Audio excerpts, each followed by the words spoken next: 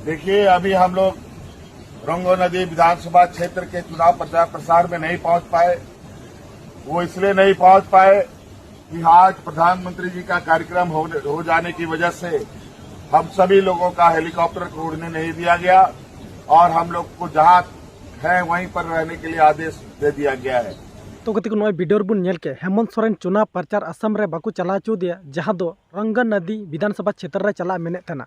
हेमंत सोरेन आरोपे लगावे कना कि बोले तिहिन प्रधानमंत्री नरेंद्र मोदी या चुनाव रैली तहलेंते असम रे उना खातिर ते आलिया हेलीकॉप्टर बाकू उड़ाव चुदा और बाकू चला चो आलिया जहां दो उनी सोशल मीडिया रे वीडियो अपलोड करते बड़ा चुके बुना साव सावते उनी जहां ठे तहे कना ओंडे खन गी फोन ते इलास किदा से ओंडेन को होड़े बड़ा चुके को और हेमंत सोरेन बाकू चला चुदे खातिर ते हेमंत सोरेन जहां रे तहे कना ओंडे खन गी फोन करते संबोधित किदा और ओंडेन को जनता ले को तो ची को कथा लय किदा नोआ पूरा वीडियो अबुटेन हेज सेटर कना उना वीडियो रे ची को हेमंत सोरेन लयदा आंजोम तो उन पे पूरा डिटेल रे हेमंत सोरेन अडी मारंग आरोपे लगावे कना कि बोले प्रधानमंत्री रैली जहां तक उना खातिर ते आले उड़ा गडी बाकू उड़ा चुआ कना। तो दिलाबुन नेल की चिट को लय कदा हेमंत सोरेन। हमारे माताएं बहनें नौजवान साथी बड़े बुजुर्ग आप सभी का मैं हार्दिक अभिनंदन करते हुए हमारे मंच पर उपस्थित सभी गण्यमान्य अतिथि का मैं स्वागत करता हूं और आप सभी लोगों को जोहार करता हूं।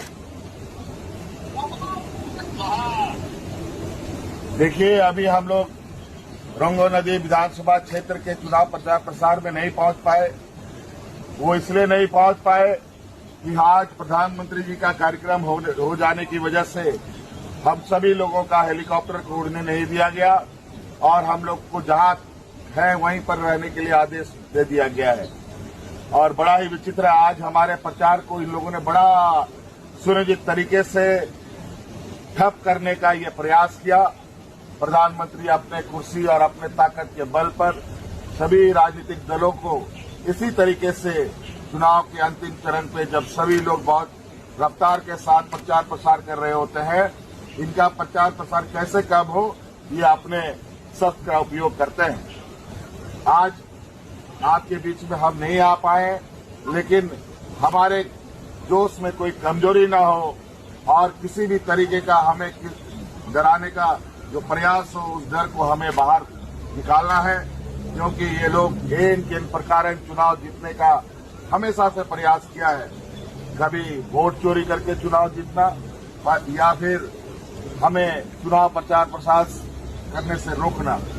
लेकिन आप सभी लोगों को हम कहना चाहेंगे, पहली बार असम की धरती में झारखंड मुक्ति मोर्चा ने कदम रखा है और इसमें जय भारत पार्टी और आशा के लोगों ने मिलकर आज यहाँ के आदिवासी किसान मजदूरों का हक अधिकार की लड़ाई लड़ने के लिए संकल्प लिया है।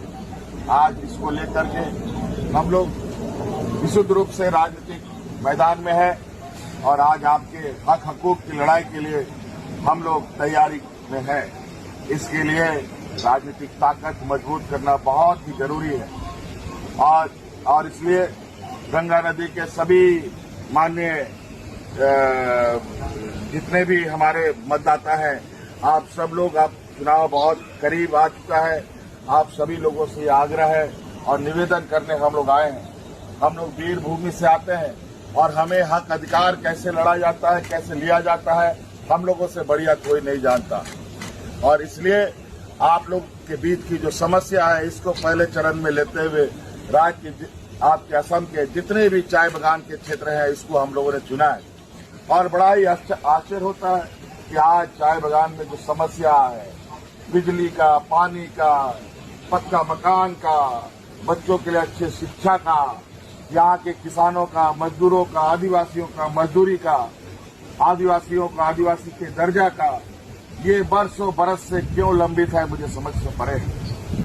बना था जब बंगाल नहीं बना था, जब उड़ीसा नहीं बना था और जब आज असम बन गया, बिहार बन गया, झारखंड बन गया, उड़ीसा बन गया, वहाँ का आदिवासी आदिवासी बन गया और यहाँ के आदिवासी आदिवासी नहीं बन पाए।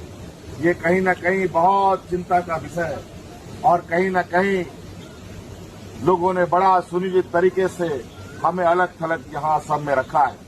लेकिन आपको नहीं मालूम, चाय बागान में हमारे आदिवासी किसान की संख्या इतनी है, अगर आप लोगों ने एक साथ एक मंच पर एक छाता के नीचे, एक छतरी के नीचे आ गए तो आप असम की कोई भी सरकार हो, आपके आदेश पर वो उठेगा और आपके आदेश पर ही बैठेगा। इतनी ताकत है आप में। आज आपकी इस ताकत को पहचानने के लिए, इस ताकत को एकत्रित करने के लिए आज असम में हम लोग आपके बीच में आए हैं, ताकि आप जो बरसों बरस से, सदियों से जो आप हक अधिकार की लड़ाई लड़ रहे हैं, वो हक अधिकार आपको मिल सके। बड़ा ही शर्म लगता है कि असम के चाय बागान के लोगों को 250 रुपये मजदूरी मिलता है, जबकि देश का कोई ऐसा राज्य नहीं है जहां मजदूरी आज 250 रुपया मिलता हो। सभी जगह कम से कम 500 रुपया मजदूरी मिलता है। और आज आपके वोट खरीदने के लिए महिलाओं के खाते में 9,000 रुपये दिया जा रहा है। ये 9,000 रुपया अगले 5 साल तक आपको गुलामी बनाने के लिए इन लोगों ने दिया है। 5 साल में एक बार 9,000, ये बड़ा चिंता का विषय है। क्या 9,000 रुपया 5 साल किसी का चलेगा? कभी नहीं चल सकता। आज 250 रुपया में आप लोग कैसे अपना जीवन गुजर बसर करते हैं, ये हमारे लिए बहुत चिंता का विषय है। क्या खाते हैं, क्या आप रखेंगे, क्या घर चलाएंगे, क्या बच्चों को पढ़ाएंगे, क्या बीमारी में इलाज कराएंगे, क्या होगा आपके 250 रुपया में?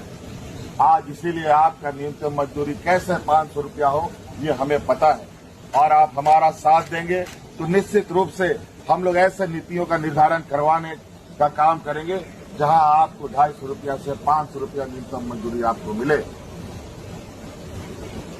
बहुत सारी बातें हैं, लेकिन आज हम आपके बीच में नहीं पहुंचने का हमें बहुत तकलीफ है, लेकिन आज इससे मनोबल घटाने का जरूरत नहीं है। आज हमारे सिपाही आपके बीच में है, आज नहीं कल हम आपके बीच में जरूर पहुंचेंगे, लेकिन अपनी ताकत को पहचानिए, एकजुट रहिए और अपने हक हकूक की लड़ाई को आगे अंजाम तक पहुंचाने का काम कीजिए। आज असम की जो स्थिति है, मैं आपके गांव में, आपके चाय बागानों में, आपके घरों में जाने का मुझे मौका मिला। ऐसा बुरा हाल मैंने अलग किसी दूसरे राज्यों में कभी नहीं देखा। और आज आपके इस असम के हालात, यहाँ के आदिवासियों के हालात को देखकर मुझे निश्चित रूप से बहुत ही तकलीफ और असहाय महसूस हो रहा है। आज हम लोग जिस राज्य से आते हैं वो वीर भूमि है। आज हम लोग हर चीज लड़ाई संघर्ष करके हमने पाया है। आप जैसे आदिवासियों की ताकत से, आप जैसे किसानों की ताकत से, आप जैसे मजदूरों की ताकत से हम लोगों ने अलग राज बनाया इस देश के अंदर। आप जैसे लोगों की ताकत से हम लोग अपने आबुआ सरकार चलाते हैं। आज झारखंड में जाके देखें, हर किसान, मजदूर, आदिवासी, दलित, पिछड़ों के चेहरे में मुस्कान होता है। लेकिन आज यहाँ असम के राज्यों में देख रहा हूँ, यहाँ पीने का साफ पानी नहीं, यहाँ रहने का पक्का मकान नहीं, यहाँ पर सड़कों की हालत बद से बदतर है। आपके कंधे पर पूरा चाय बागान है। असम की पहचान चाय बागान से है। असम की अर्थव्यवस्था चाय बागानों पर है। लेकिन यहाँ के किसान, आदिवासी दिन ब दिन आप सब लोग बेहाल होते जा रहे हैं। ये 250 रुपये ये है आपको वेतन मिलता है, जिससे आप 1 किलो नमक भी ना खरीद पाए बढ़िया वाला।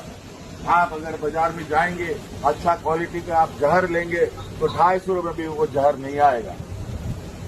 और वो ऐसा जहर मिलेगा कि जिस जहर से कोई आदमी ना मर सकता है ना जी सकता है। आज इसीलिए हमें लगता है ये राज्य की सरकारों ने आप सभी चाय बागान में रहने वाले आदिवासी किसानों को ना जीने के लिए छोड़ा, ना मरने के लिए छोड़ा है। और निश्चित रूप से यही हालत हम लोगों की रही। तो जिस तरीके से हम पुरखा बाय पुरखा हम लोग मजदूरी और भेजा कुली का काम करते रहे हैं हमारे पूर्वज, उसी प्रकार हमारी आने वाली पीढ़ी भी करती रहेगी। अगर हमारे आने वाली पीढ़ी को सुरक्षित करना है, डॉक्टर, इंजीनियर, वकील बनाना है, IAS, IPS बनाना है, तो आपको अपना ताकत एकजुट होकर के अपना अधिकार की लड़ाई लड़नी पड़ेगी।